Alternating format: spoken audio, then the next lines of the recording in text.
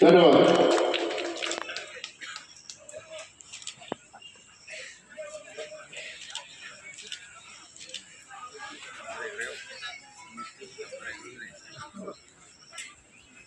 আমার মাঝে উপস্থিত আছে আমার মাঝে উপস্থিত আছে ইয়েন মণিমানসী মাধব সাথী ডাঙর তেখেতকো আমার গাঁও সাথী বন্ধ করে ল'ব। আমার মাজত উপস্থিত আছে যতীন্দ্ৰনাথ সাঁত তেখেতকো আমি আমাৰ গাঁও সাথী বন্ধ কৰে ল'ব।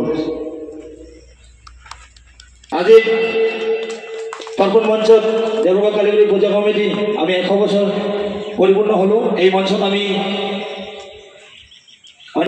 শ্ৰদ্ধাৰ কোকৰাঝাৰৰ লোকসভাৰ সাংসদ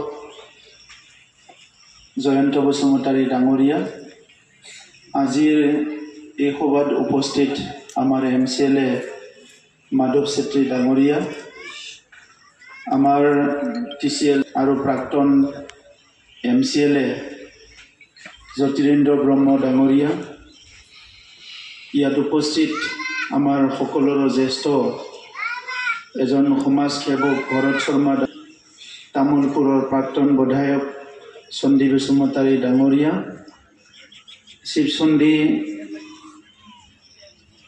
ইয়াৰে সাধাৰণ সম্পাদক ডাঙৰীয়া আৰু বিষয়ববীয়াসকল, শিৱচন্দীৰ আমাৰ সকলো পূজনীয় অনন্ত মহাৰাজদেৱ যিজন সাংসদ হৈ আৰু উপস্থিত মোৰ শ্ৰদ্ধাৰ জ্যেষ্ঠসকল, বাইদেউসকল, দাদাসকল, ভাইসকল, ভনীসকল, আজি চেৰপাংগুৰিত 100 বছৰীয়া আমাৰ মা কালীৰ যি পূজা হৈ আছে, ইয়াত উপস্থিত হৈ বহুখিনি নিজকে পবিত্ৰ অনুভৱ কৰিছোঁ। আমাৰ শক্তি, ধৈৰ্য আৰু অপশক্তিক দূৰ কৰি সুস্থ সমাজ প্ৰতিষ্ঠা কৰাৰ কাৰণে আমি বিভিন্ন সময়ত আমাৰ সমাজৰ যিবিলাক ব্যাধ দুৰ্যোগ সেইবিলাক দূৰ কৰাৰ কাৰণে মা কালীৰ পূজা কৰি আহিছোঁ। বড়োলেণ্ড অঞ্চলত আধ্যাত্মিক চৰ্চাৰ কাৰণে এটা সময়ত সুস্থ পৰিৱেশ আমি পোৱা নাছিলোঁ। যেতিয়া 2020 চনৰ পিছত শান্তি ঘূৰি আহিছে, আজি বড়োলেণ্ড অঞ্চলৰ চুকে কোণে সকলো অঞ্চলতে পূজা অৰ্চনা, আৰজ, প্ৰেয়াৰ, নামাজ ইয়াৰ পৰা আদি কৰি আমাৰ বিভিন্ন ধাৰ্মিক মাংগলিক কাৰ্যবিলাক খুব ভালকৈ ৰূপায়ণ হৈছে। মই শিৱচন্দী যি কমিটি আছে, সংগঠন আছে, ইয়াৰ নেতৃত্বক ধন্যবাদ জনাইছোঁ। আমাৰ বড়োলেণ্ড অঞ্চলৰ বিভিন্ন প্ৰান্তত আধ্যাত্মিক চৰ্চাৰ কাৰণে আমাৰ সমাজৰ মাজত পবিত্ৰতা, ঐক্যতাৰ বান্ধনেৰে আগবাঢ়ি যোৱাৰ কাৰণে যথেষ্ট কাম কৰি আছে।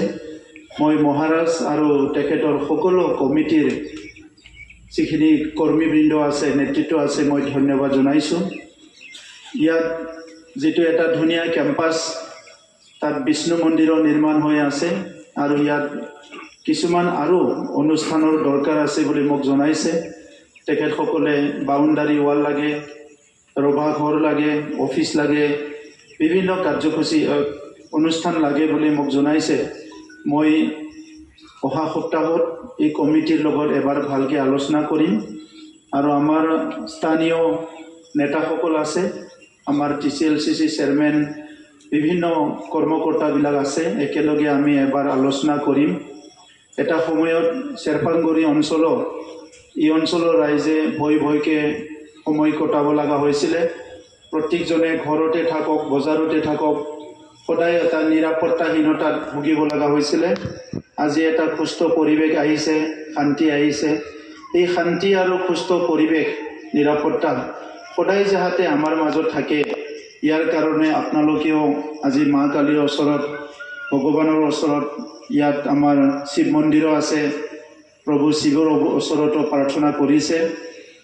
আপোনালোক বিচৰা, আমি বিচৰা বিটিআৰ অঞ্চলৰ 35 লাখ জনসাধাৰণে বিচৰাৰ নিচিনা লাহে লাহেকৈ উন্নয়নৰ কামো আমাৰ আগবাঢ়িছে।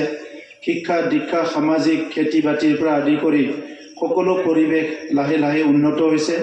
মই আশা ৰাখিম আহি থকা দিনত এই বৃহত্তৰ চেৰপাংগুৰি অঞ্চলত বড়োৰ লগতে বঙালীসকল, গোৰ্খাসকল, হিন্দী ভাষীসকল, কোচ ৰাজবংশীসকল, ক্ষুদ্ৰধৰ যিমান জনগোষ্ঠী আছে আমি একেলগে শান্তি সম্প্ৰীতি মৰম স্নেহৰ মাজেৰে আগবাঢ়ি যাব পাৰিম আৰু এজনে আনজনক সহায় কৰি আমি সকলো আগবাঢ়ি যাব পাৰিম মই সেইটো আশা ৰাখিছোঁ।